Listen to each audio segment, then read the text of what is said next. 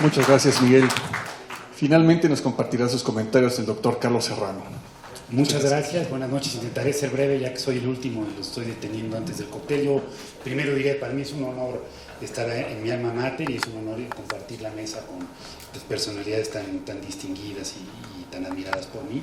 Segundo, coincido plenamente, felicitar a Roberto, creo que esto es una obra muy importante en un momento clave, ¿no? Siempre que estamos en campañas electorales es el momento de discutir el rumbo del país y aquí hay una serie de propuestas en varias vertientes que espero que puedan conocer los equipos de campaña que están contendiendo. Podrán estar o no de acuerdo con las propuestas, pero creo que conocerlas enriquecería sin duda el diálogo que se va a tener de cara a las elecciones. Yo quisiera hacer unos comentarios breves, primero en cuanto a algunos temas transversales que toca el libro. Primero, cómo fortalecer las instituciones en general. Preguntaba Valeria, pues, ¿qué son las instituciones? Claramente no hay una definición clara. Yo diría, podemos tener dos acepciones de instituciones. La primera, pues, conjuntos de reglas que norman a la sociedad, que norman los incentivos económicos, que norman el funcionamiento de la economía, ¿no? Digamos, una definición a la Coase. Y también podemos pensar en instituciones como las entidades que conforman al Estado mexicano. Y creo que en el libro se tocan ambos temas. Creo que México tiene potencial para mejorar mucho en ambos, ¿no? Yo diría brevemente en cuanto a la primera sección, como el conjunto de reglas que norman la conducta y los incentivos de la sociedad. Creo que desde luego hay que reconocer pues que en una democracia los gobiernos que son electos en un proceso democrático deben de tener el derecho de poder cambiar las instituciones, de esto creo que no hay duda, pero creo que hay que cuidar dos temas. El primero, pues cuidar los derechos de propiedad, ¿no? Acemoglu también en un libro previo pues hablaba cómo son claves para poder lograr el desarrollo de los países, pero también creo que es fundamental que se reconozca que para que el país pueda ser un país que atraiga y que inversiones, que sea favorable para inversiones tanto domésticas como extranjeras, es fundamental que si un gobierno quiere cambiar las normas porque cree que pues, no son para las que fue mandatado por el electorado o porque son normas que se dieron porque quizá la autoridad previa fue capturada, todo eso es muy válido, pero lo que hay que tener cuidado es que al cambiarlas no se apliquen de forma retroactiva, que una vez que se inició el partido no se cambien las reglas del juego para quien ya hizo una inversión, que no se viole un contrato que ya se firmó, por mucho que no le guste al gobierno que fue electo democráticamente, porque eso tiene efectos muy graves, me parece, para la percepción que se tiene del Estado de Derecho de un país. Después está la acepción de instituciones como las entidades del Estado mexicano, y aquí creo que una cosa que es fundamental que trata el libro, ya lo hablaba Manuel, es creo que es fundamental que el Estado cuente con instituciones, con personal capacitado y preparado.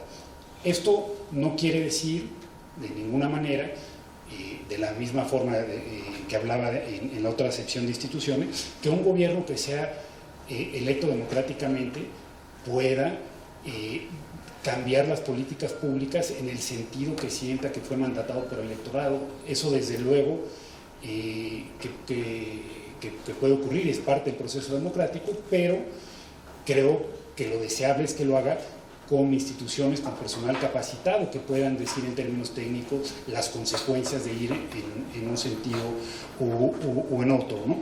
Y aquí aclaro, pues para que esto funcione, las primeras instituciones que hay que respetar son las instituciones que garantizan la equidad en los procesos electorales. Me parece que hay algunas propuestas en el país que implicarían una regresión significativa en términos de lo que este país ha avanzado en términos democráticos. Desde luego no somos un ejemplo democrático, todavía tenemos muchas limitaciones, pero tenemos un riesgo muy importante, creo, de tener una regresión de varias décadas, y esto creo que son las primeras instituciones que hay que defender. Y creo que para lograr instituciones con personal capacitado, entre otras cosas, es importante tener primero un personal bien remunerado. Manuel hablaba de los 7, 9 puntos del PIB que constarían todas estas propuestas, pero tener personal bien remunerado en realidad no cuesta nada, ¿no? Estaba yo haciendo una cuenta de lo que dijo este gobierno, que les costó, que se ahorraron, perdón, en términos de ahorros de salarios cuando impusieron estos criterios de austeridad republicana, es 0.01. El ahorro que tienen salarios no le representa absolutamente nada al erario. Creo que hay muchas otras formas de ahorrar, no en tener personal capacitado. Y además creo también, por otra parte, que nombrar a alguien a un puesto público para el cual no está capacitado, pues es otra forma de corrupción.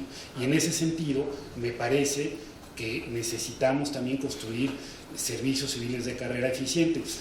Manuel decía que hay algo en Hacienda, hay algunas otras instituciones, pero no hay nada formal. Creo que hay que construir algo formal, como se puede tener en España, como ocurre en Estados Unidos, donde desde luego que un gobierno puede llegar y cambiar el rumbo de la política pública, desde luego que puede y debe cambiar a los funcionarios públicos que estén hasta arriba de las instituciones, pero que la memoria histórica de las instituciones, que el capital humano que se han acumulado no se vaya cambiando. Y ustedes pueden ver, ¿no? Pues Miguel conoce a las gentes del Tesoro de Estados Unidos, muchos llevan mucho tiempo y han servido con presidentes republicanos y demócratas, pero donde se ha ido creando un cuerpo especializado, y creo que ahí las lecciones que nos deja el libro son muy importantes.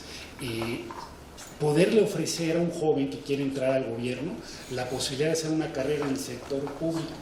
Cuando yo estudié en el ITAM, pues la absoluta mayoría de todos nosotros lo que aspirábamos era trabajar en el gobierno, aspirábamos a cambiar al país, y pues entiendo que hoy esta no es la situación. Creo que deberíamos de aspirar a volver a tener un gobierno en el que nuestros mejores jóvenes quieran participar, como como llegó a ser el caso.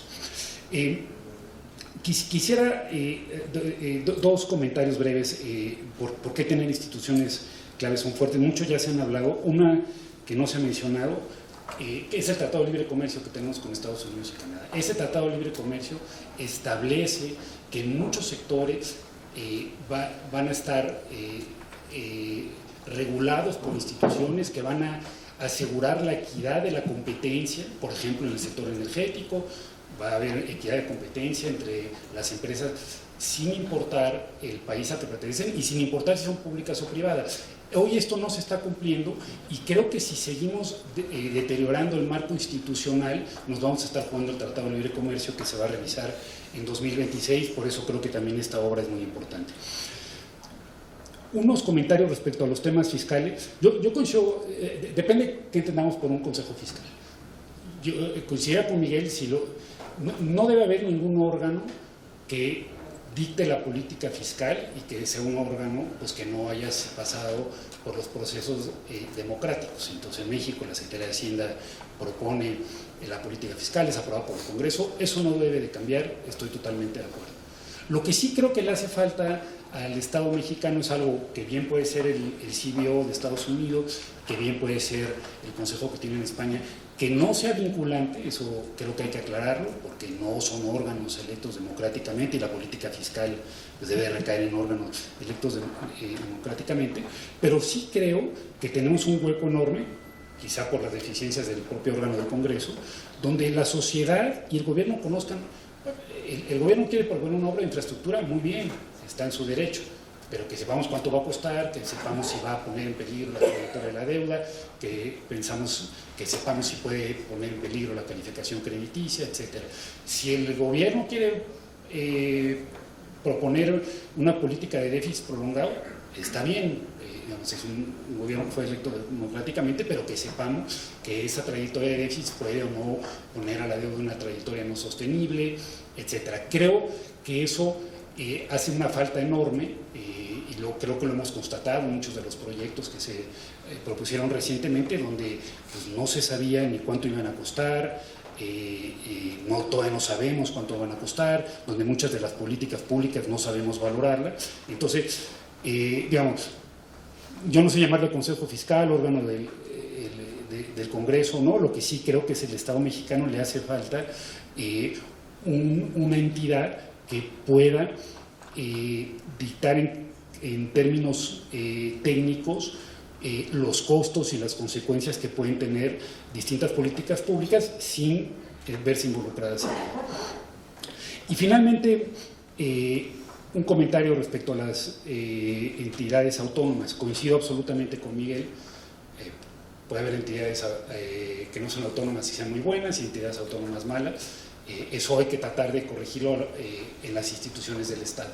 Pero sí creo que hay algunas entidades que para el desempeño de sus funciones requieren de tener de autonomía. El ejemplo claro que creo que nadie cuestiona es el Banco Central.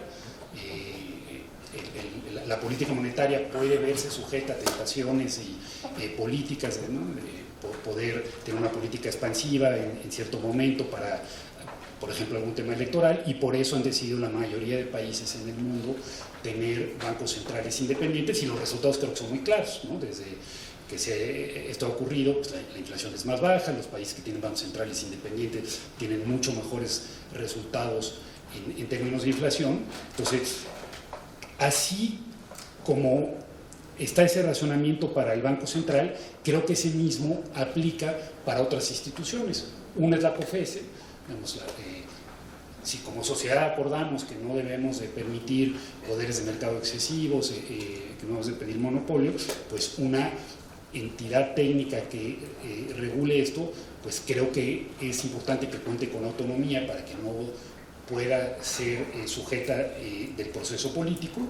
Y otra que creo que es importante y quiero mencionar, porque al igual que Valeria, yo también trabajé ahí y le tengo cariños a la Comisión Bancaria, porque creo que exactamente las mismas razones que llevan a pensar que la política monetaria debe de ser independiente, nos deben llevar a pensar que la supervisión y la regulación deben ser independientes, exactamente las mismas, porque puede haber un gobierno que por tentaciones políticas puede decir voy a relajar la regulación, voy a relajar la supervisión para que crezca el crédito y después vemos qué pasa. La política financiera no, esa debe de recaer en la Secretaría de Hacienda, y la Secretaría de Hacienda podrá y debe tener políticas de inclusión, debe de tener políticas de la conformación del sistema, pero la regulación y la supervisión no deben de estar sujetas al ciclo político. Y ahí comentaba Manuel que quizás no es tan importante, no es una institución que ponga en riesgo al Estado. Tengo ciertas dudas y voy a dar dos ejemplos. Primero, la crisis financiera del 94 que vivió México, ¿no? Que en buena medida se dio por deficiencias en el marco regulatorio y de supervisión. Bueno, esa crisis costó que los salarios promedio reales se llevaran 25 años en recuperarse.